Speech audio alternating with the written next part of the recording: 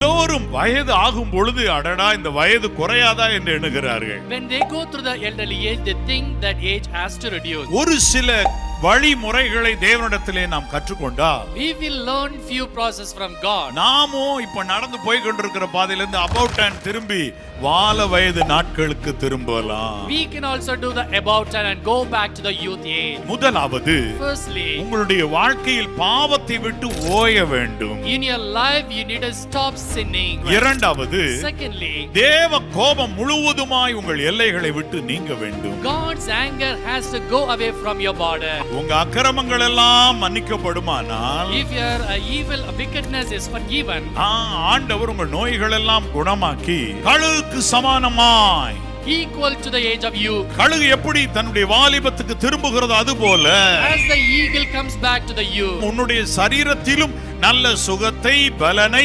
சௌக்கியத்தை